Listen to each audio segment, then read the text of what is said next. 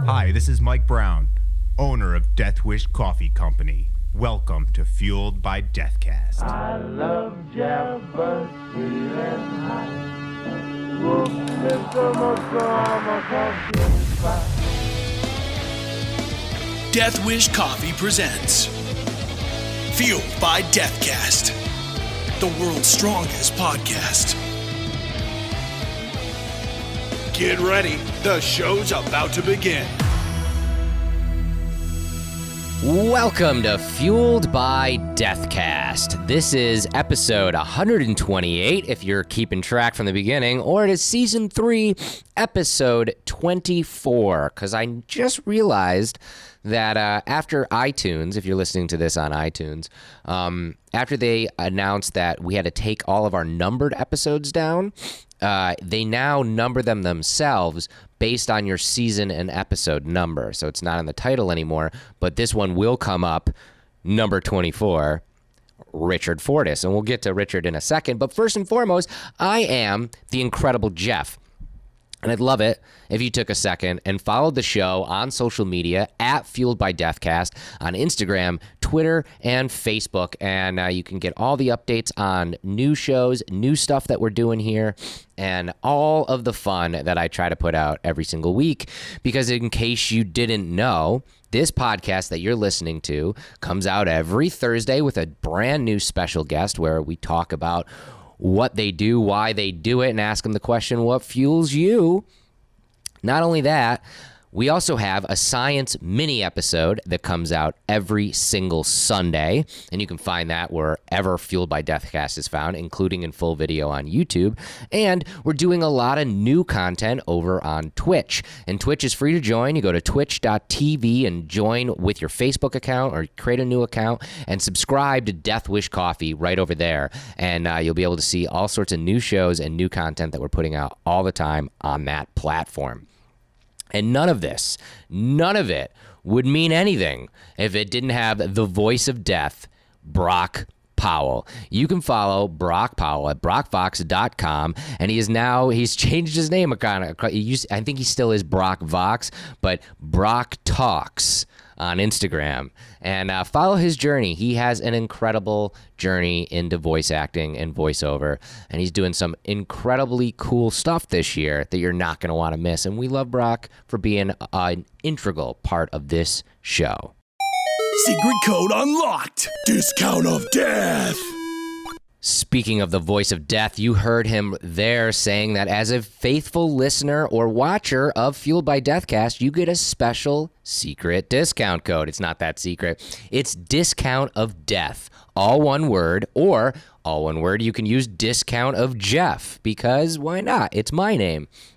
Either will get you 12% off any purchase you make on deathwishcoffee.com. So go on over, pick out your favorite bag of coffee, your favorite piece of merchandise, maybe a brand new hat or a shirt, whatever you'd like, put it all in your cart, and right at checkout, before you check out, type in discount of Jeff, and you'll get 12% off your order just for being a fan of Fueled by Deathcast. I love podcasts, and I love being able to shout out some of my friends in the podcast community as well, because I hope that you as fans and listeners of this show will go and check out their shows as well.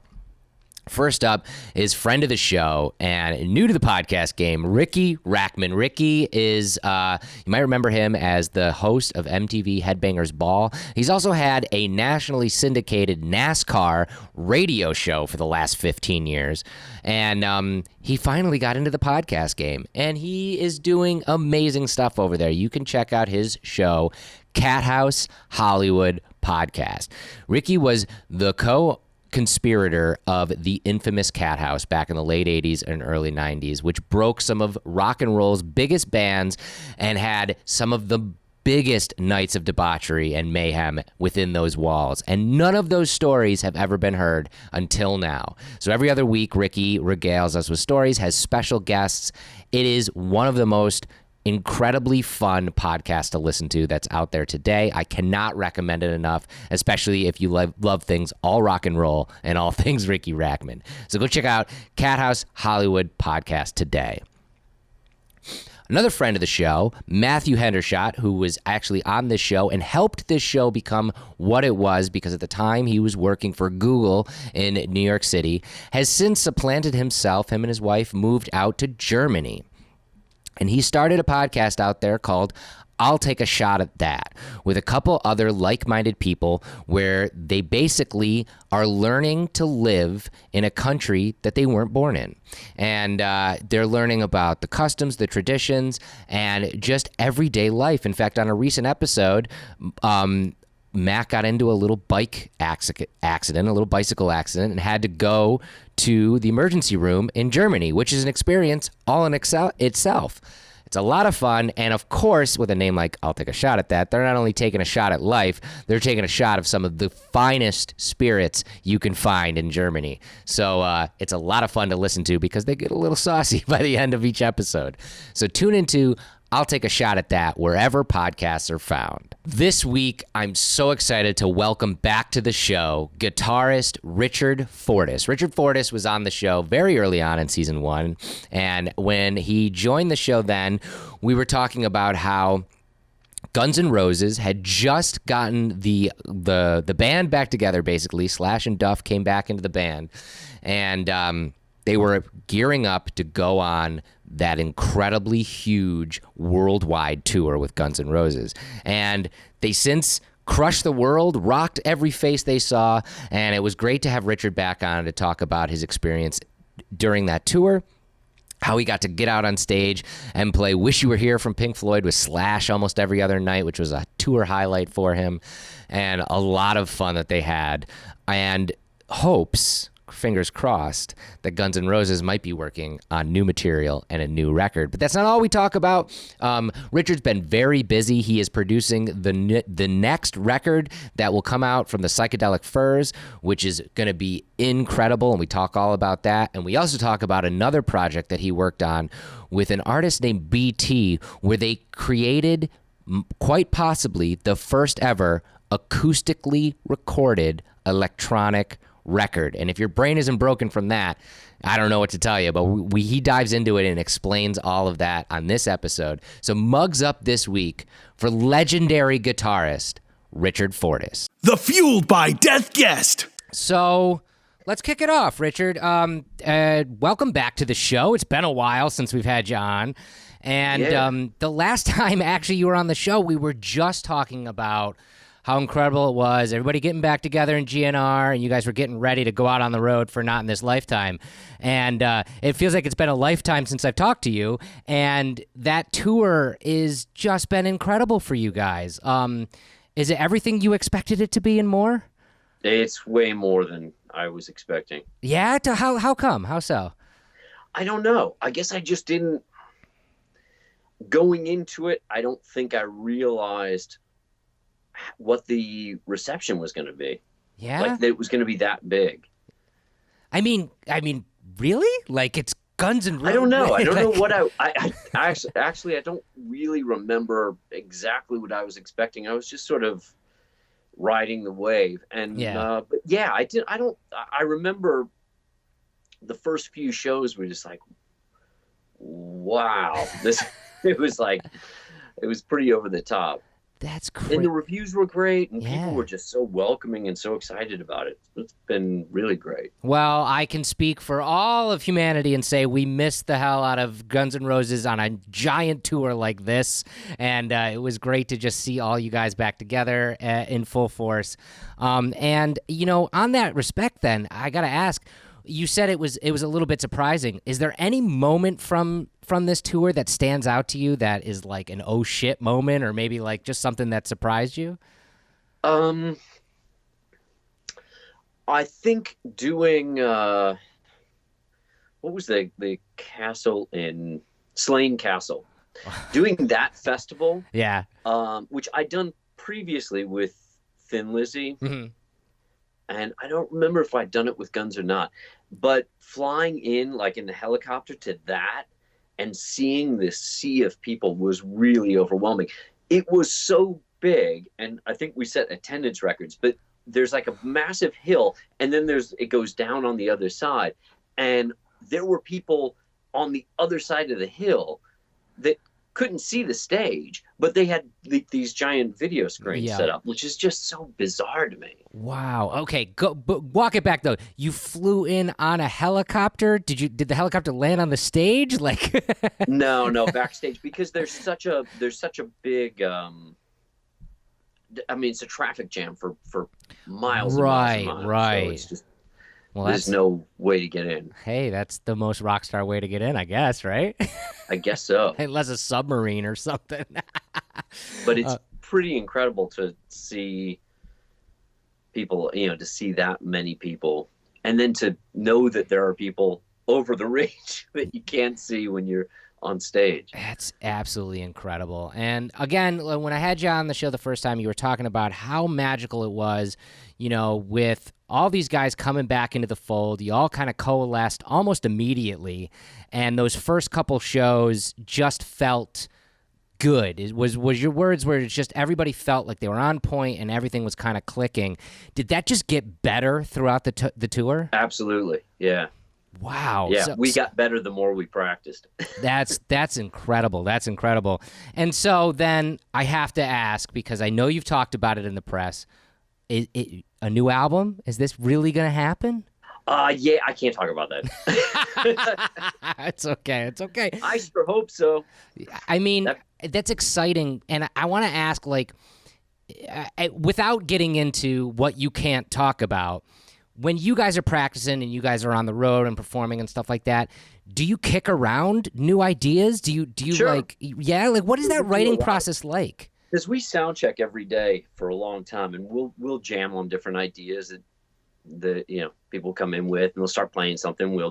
We record all that, really, just to have for reference. Yeah. Oh wow. So you guys are constantly reinventing and reimagining and just putting stuff out there. That must make it fun. Well, we're just constantly making music. I mean, right. It's what we do. So when we're sound checking, we're just we'll just make music and kick around ideas. Well, I do hope that it does coalesce into new music recorded from you guys, because like you said, you got better throughout this entire tour and you guys are clicking on a different level now.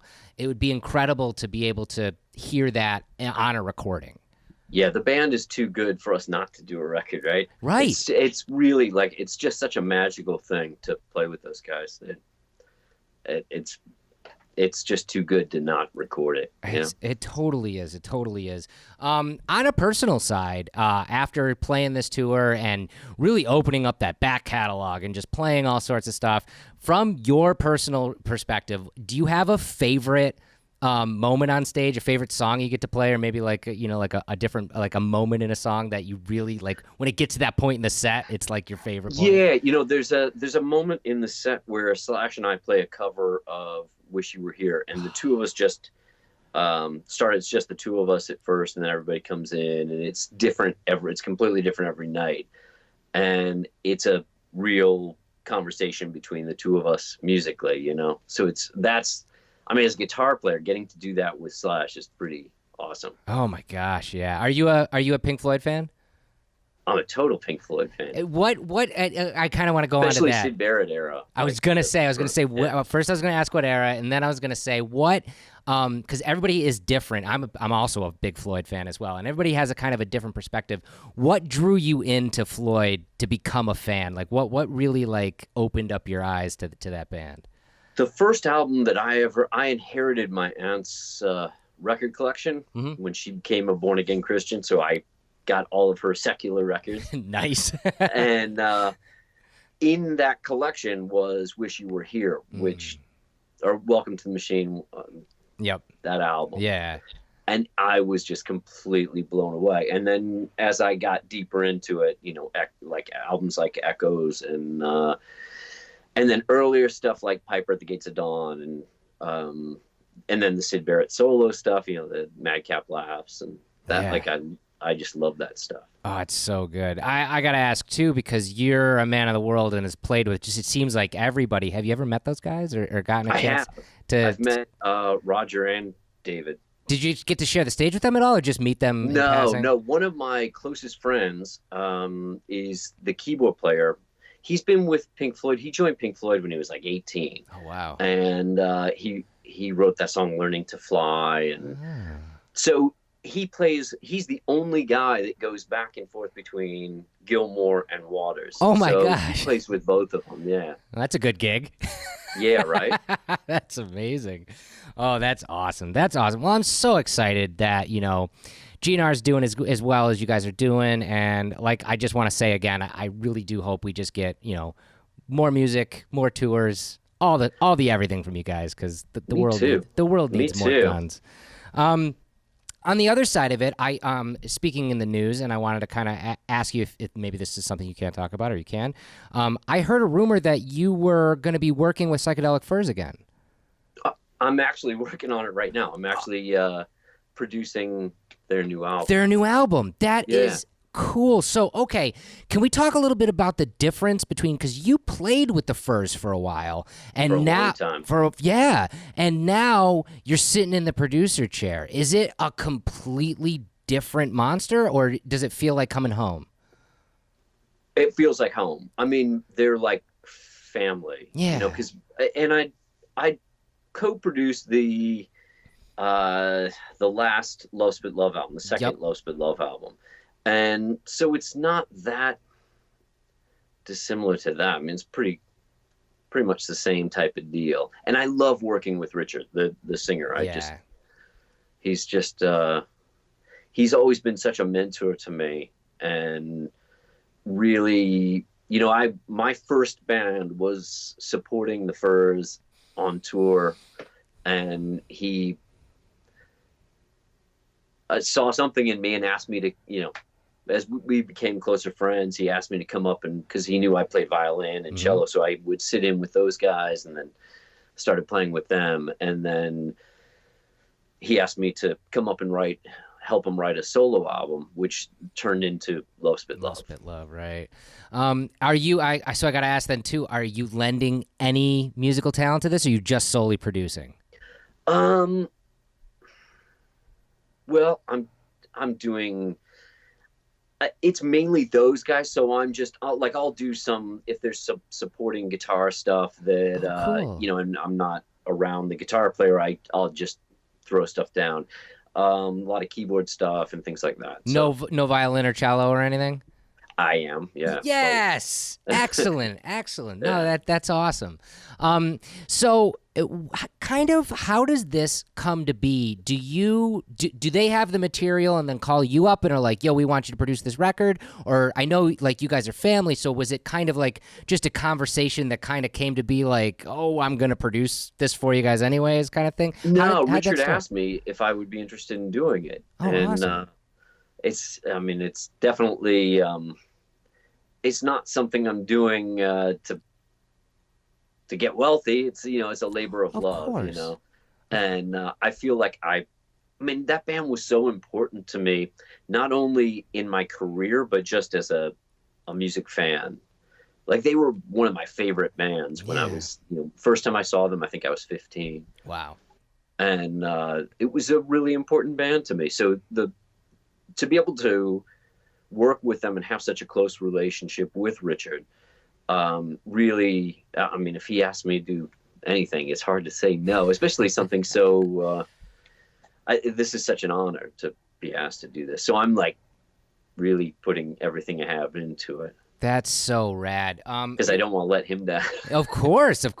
And it's great because, like, a lot of times bands will, have a producer that's just disconnected from who they are or what they are, and to have someone like you sitting in that chair and, not only just doing the work, but doing it from a point of love of the band and of the material, I think that's just going to create a higher, level of final product. And I think that's really exciting. It can go both ways, because when you bring somebody on that is a fan or that has a history with the band, you run because as an artist, you don't want to, especially in their case, they don't want to repeat themselves. They don't want to do talk or midnight to midnight again. They want to do something new, that's right. exciting to, that's where they're at now, that represents where they're at. Totally. And yeah, so when you do work with a producer that has had no history with the band, you sort of can bring in something completely unique, Mm-hmm. So I guess there's good and bad, so I'm trying to keep that in mind as I work on this, because when I initially came onto the project, I had this vision of what I thought the record should be. Mm-hmm. And as we got into it, I realized that wasn't what their vision was. and it really needed. So I guess it's like a combination of both, hopefully, so hopefully that's excellent. We both create, something unique through our own ideas. So. Yeah. Will we see this in 2019, you think? Yeah. Excellent. Maybe. Probably early 20. Okay. There probably will be something out though this year. Oh, cool. Like a single. Like a single. Excellent. Yeah, I would imagine. That's exciting. And it's exciting for the Furs too, because they've been around for so long. They've done so much in the music zeitgeist and rock and roll and psychedelia and everything that they've put their hands on. And it's funny, just in the last couple of years, they've actually gotten back into the pop culture aspect of it. What was the song? The Ghost in You was in Stranger Things, and so it's just like it's so great to see a band have the longevity that they've had, and continue to to excite people. They haven't recorded anything in quite a while. I know. I'm excited. It is pretty exciting. So you're doing this from your home studio? You're producing this? No, I'm just doing some, mixing and stuff like that here. Nice. Oh, that's exciting. That keeps you busy too. One of the things that we were talking about previously, and I wanted to kind of touch base with you on, you had said that you, this was now about a year and a half ago that I talked to you, that you were itching to get into some sort of experimental project. You didn't have anything lined up, but you really wanted to kind of be doing something, maybe solo, maybe with a band. Did that ever coalesce? So I recently did this album that I'm super excited about. I recorded with an artist named BT. Okay. Electronic artist. Okay. And I've done a lot of stuff with him in the past. We've done worked on a lot of movie scores together and done a lot of different new albums and things like that. Right. This is the first really collaborative band type of situation where it's really a collaboration between the two of us from beginning to end. And nothing like this has ever been done before. It's a really interesting project. What we did was we both had looping devices. We came into this, 120-year-old church, a stone church, beautiful room. Where? And it's a recording studio now, but they specialize in immersive mixes. So they'll mic up, they do mainly classical stuff. So they'll mic up the entire room with, 30-something mics, all over the room. What we did was, because it was electronic and, I'm playing electric guitar. So I had 2 amplifiers and then we had, 28 speakers, JBL speakers, monitors, all placed all over this room, this incredible church, right? Uh-huh. And then mics everywhere. So it's the first acoustically recorded electronic album, really. That's mind-blowing. And it's for, the Dolby Atmos system. So it will be completely immersive. And I'm really excited about it. It was an amazing project. And we're still going to be mixing that probably at Skywalker. Oh, at Skywalker Sound, really? That's exciting.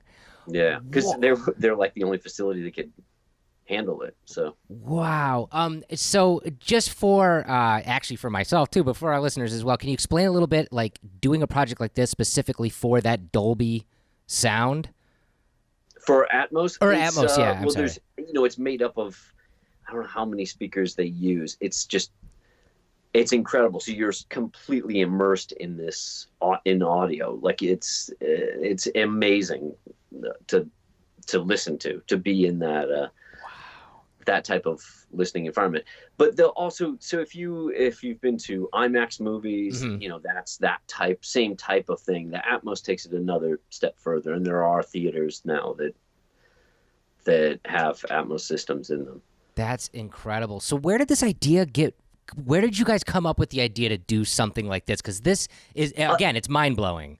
I think BT was talking to the engineer that owns that studio, and it's not far from where he lives. It's actually in Virginia. He lives in Maryland. So they sort of came up with this idea.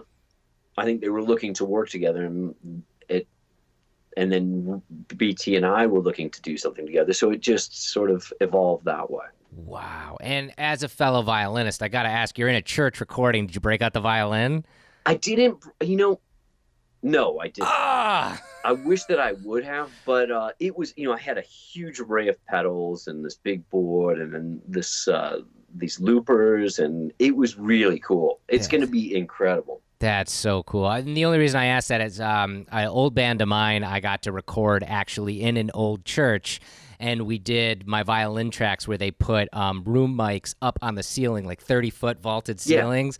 Yeah, and we did the same thing. Yeah, and then recorded my acoustic violin over that, and it was it gave me chills being able to do something like that. Yeah, and we also had there's a giant pipe organ in the room, and it was so much fun. Did you outside of the audio recording, did you document this at all with photos and videos? We did video as well. Excellent. That's really exciting. Can you tell me anything else about it? Maybe the name of the record, how many tracks are on it? Well, I don't want to get you in trouble. No. It's not a matter of getting in trouble. The project's called Fortran. Fortran. All right. Yeah, like coding. Yep. Fortran. Yep. Yeah.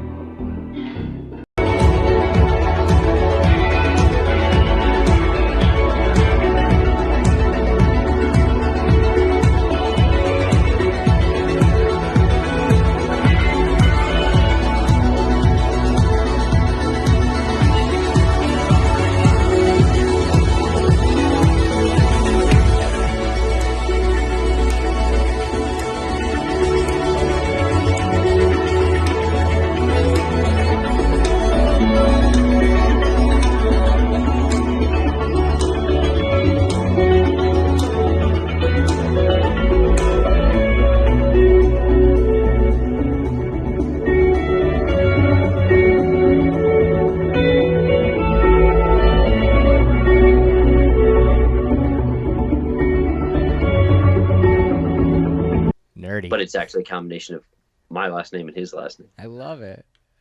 Yeah. I love it. But as far as how many songs, it's going to be, I don't know what we're going to do yet with that. We have a lot of material. Wow. That is exciting. So you haven't even made it to the mixing portion of that yet, or you're just starting that? No, we have not. Oh. We just recorded. We just did finish the tracking. Oh, my gosh. Now, doing something like that, that's innovative, that is not a normal, I'm in a rock band and I'm going to go record this rock record kind of thing. You're doing something that is completely off the cuff and different. Do you have to map that out going into the studio and being like, okay, today we have to knock out, because you're looping, you've got all these speakers, you got all this sound quality. Is it a lot tougher to wrap your brain around, the recording process? Yeah? Yeah. We did a lot of math. Really? Yeah. Wow. Because we were working in really odd time signatures, and yeah. Wow, it sounds like a science experiment.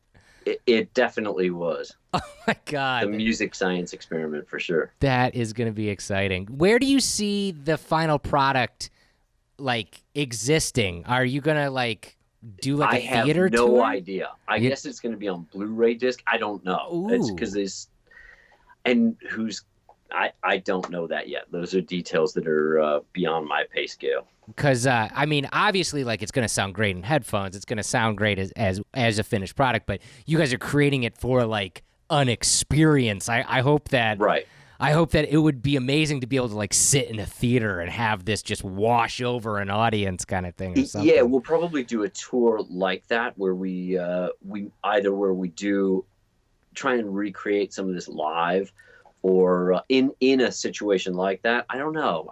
We've thrown around all sorts of ideas, so we'll see how that comes to fruition. I am so freaking excited, and if you end up doing that, like with whatever you do, I'll make sure you keep caffeinated as you're doing all that stuff too. Awesome, yeah. That is always important. That is really great. So between all your projects, between all of, like all the bands that you're in, all the projects you're doing and all that stuff, do you still carve out time to practice, or do you use everything you do as practice basically? No, I still practice. Really? Yeah. How much a day do you practice? Like, do you do it every day? That's a good question. I generally practice at night, because I'll practice if I'm home, when my wife and I are sitting watching television, or we're sitting, outside, and I'll practice at, then, where I'm trying to learn or whatever, because I'm always trying to learn new stuff. So, right.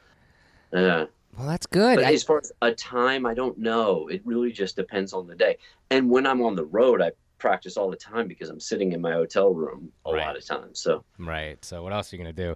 And that's the thing, is like I've talked to a lot of musicians, and like it really is two camps. There are guys who are out on the road constantly in a lot of different projects, and they're like, I don't have time to practice. Like everything I do is honing my craft. But personally speaking, I think that personal growth can't be obtained unless you're doing that, unless you're sitting down by yourself or with your wife, like you said, or whatever, just going through the motions, making sure that you're, helping to maintain that level of awesome. I think it's important. Yeah, well, to grow it is, yeah. Yeah, for sure. So one of the questions I never got a chance to ask you last time, from someone who's been in the business for as long as you have and has seen the music business grow, change, evolve, into what it is now, whatever it is now. Or what's left of it. Or what's left of it, right. You broke in as a musician in a completely different way than someone today would be able to do that. Would you have any advice to someone who wants to become a musician, not the person who's like, I want to be the next Slash, or I want to be the next Dave Grohl, or I want to be the next, Pink Floyd and be the most famous person in the world, but someone like from your standpoint who is like, I want to put the work in and leave a legacy and be the best guitarist I can be the best musician I can be, but someone who is just starting out to break into the business now. Would you have any advice for someone like that? It's interesting because the landscape is so different. It is. Anyone can get their music out there and get it available to people. The problem is that there's so much available because everyone can make it available. So anyone can record on GarageBand and put it on SoundCloud and hope for the best, or try and promote it and get social media to pay attention to it. It's just such a different thing. When I was a kid, you go out and put up flyers for your band playing and try and get gigs, and it was a different thing. And like my younger daughter now, she's 11, and she is recording all the time and writing songs, and she sits in a room and plays guitar and writes songs and plays piano and writes songs, and she's just starting to record those on her own little setup and trying to figure out how to get music out to people, and with YouTube channels and SoundCloud and stuff like that. So it's a different landscape. Yeah, no, you're totally right. And speaking of that landscape, and people don't go out, do they? They don't support live music. It's a shame. It's really, and I think a lot of that has to do with only the fact that everything has become so niche. It's become so compartmentalized, and there's so many little boxes that you have to sort of fit into to try and find a market in that way. It's when I was a kid, you had to sign with, when I was really young, the goal was to sign with a major label, right? Because they could get you to the next level. Then there were indie labels, they could get you to that intermediate stage, and then, and now it's just, it's the Wild West. I mean, there's just so many avenues out there, and record labels are just, it's so strange. It's just so different, No, I hear you. And kind of on that same idea, what would you say is the state specifically of rock and roll today? There's a lot of different ideas and a lot of people that have weighed in on it. What would you think? What is your thought on the state of rock and roll? Of rock and roll? Yeah.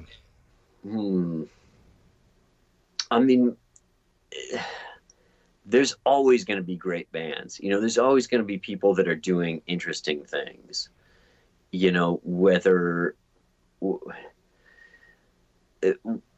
it's a young kid like Billie Eilish, or it's a band like Rival Sons, or and I love both of those guys. I think they're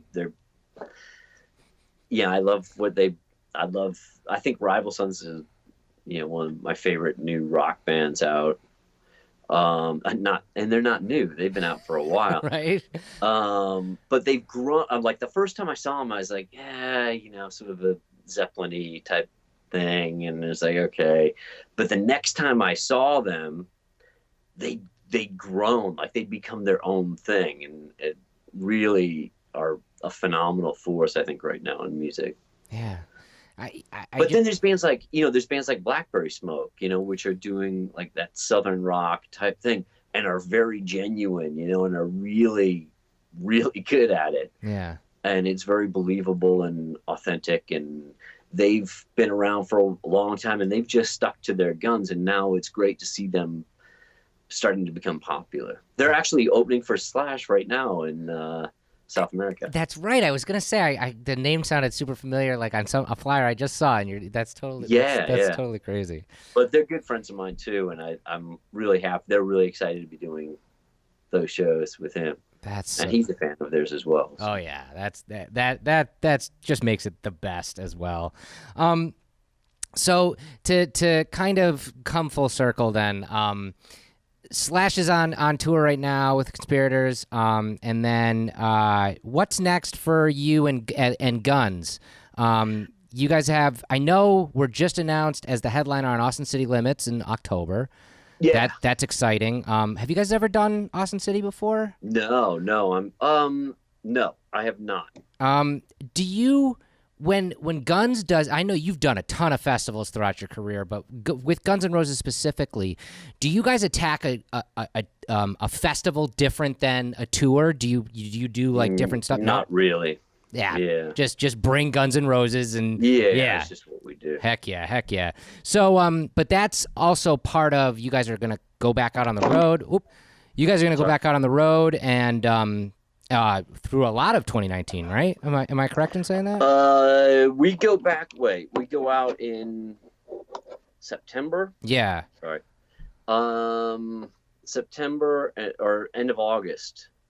No, sorry, September. We'll be out in September and October. Okay, cool. Yeah. And that's everybody coming back, and because I know, like I said, I know Slash is out. I know Duff's coming out with his solo record, so I'm sure there's probably it's really good. Have you heard Duff's stuff? I haven't heard. I've heard like the teases that we've gotten. I think there's like 3 songs. 3 songs, right now. yeah. I'm excited. They're so good. Which They're makes really me great. so excited for the full record. I can't wait for it. And I'm sure he's going to do some stuff on that too, which is exciting. That's what makes it so exciting for you guys. You guys are all busy with 1,000 things, and you're just adding so much to rock and to music in general. There's a couple of shows that are that we're doing that are announced now that are ACL, and there's another festival in Tennessee, I think. Yeah. And I guess so hopefully we'll add more. And I guess outside of that, we've got this new Psychedelic Furs record to be excited about that you're producing, and this incredible math science experiment that's gonna take the world by storm. Is there anything else that you're working on that we didn't talk about? I didn't say anything about it taking the world by storm. Well, I think it's gonna. I don't know, stuff like that that's mind blowing and new and innovative. I think I has the potential to really open a lot of people's eyes. I have no idea if anyone will care at all, but it's something that that it was something that we really wanted to do. Just So well, I think that's hopefully somebody gets it, but I think that's some of the best stuff when it's stuff that you really want to do and really put out there. I think that makes some of the best stuff. And I've been doing shows with this band called Headtronics. Okay. Which is myself, DJ Logic, Freak Bass. And Steve Mollitz from the band Particle. So that's a total improvised, freeform type experiment too. That's a lot of fun. Wow, what is that like? Can you explain? It's amazing. We're doing shows on the East Coast this weekend. We're doing, I think, DC and Roanoke. Oh, that's so rad. Yeah. And how did that kind of come together?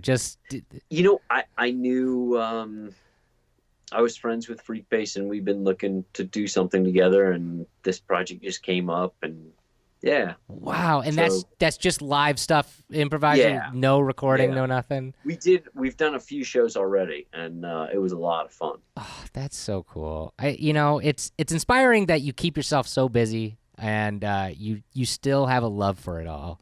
I mean, that's rare.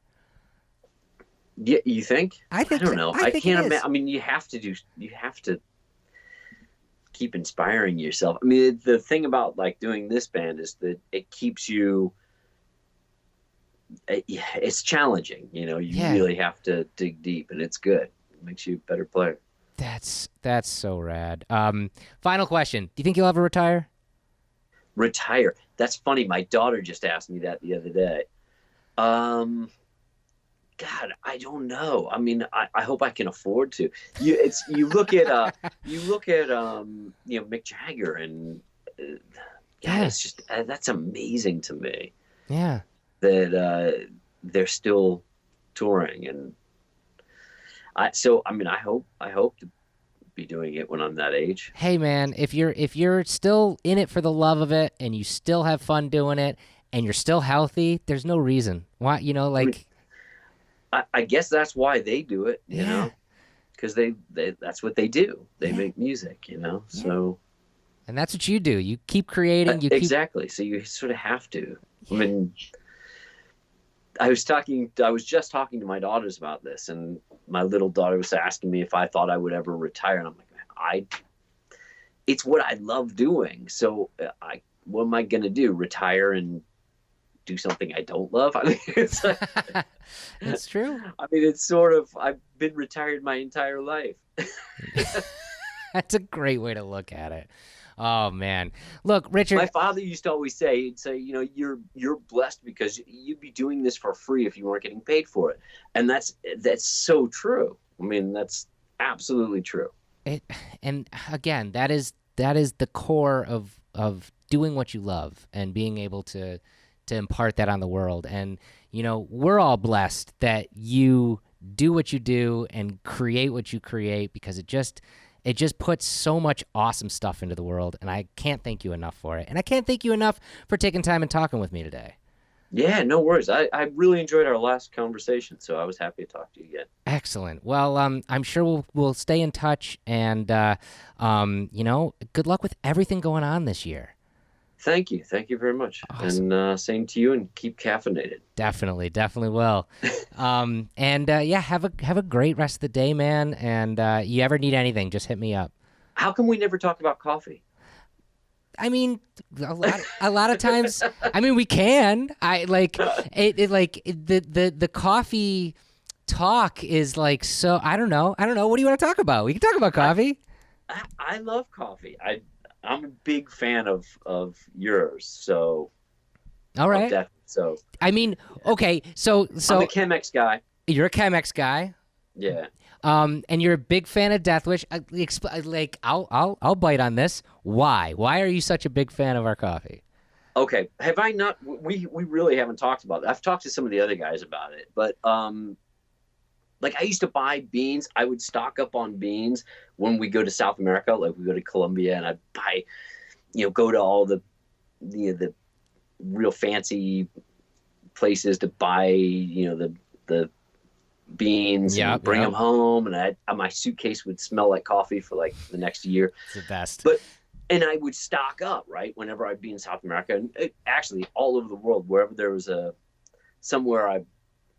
there were beans that were supposed to be great, I'd buy and bring them home, and you guys ruined that all because I mean, legitimately, I remember coming home from South America the last time and going, it's just not as good. Wow. And that's completely legit. I've got nothing to sell. So Right. No, I believe you. It's pretty cool that you guys are that. It's just, and I know that the hype is like the strongest or the whatever. The world's strongest coffee. Yeah. Strongest coffee. But it's the world's most delicious coffee, in my opinion. I mean, it's just really great tasting coffee.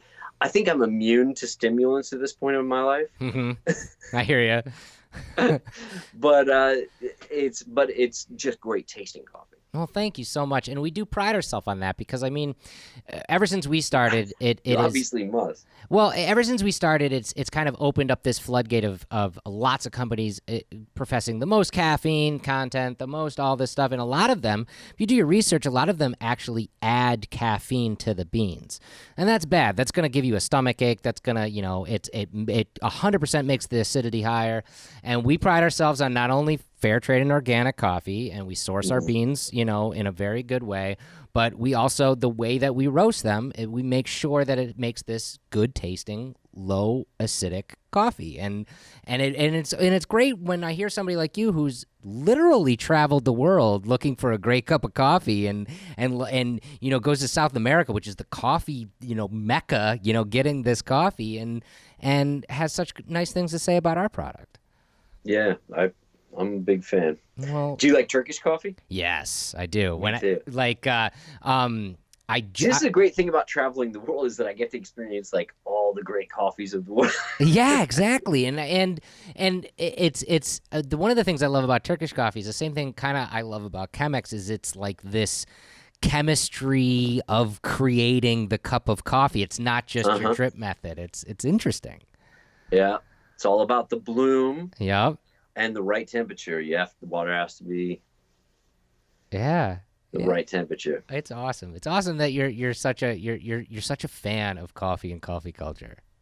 Yeah, it's the process, and you replace one vice with another. Exactly. And there's no better vice than coffee. Exactly. Nothing wrong with coffee. This has been Fueled by Deathcast, a Deathwish Coffee Company podcast production. Thanks for listening.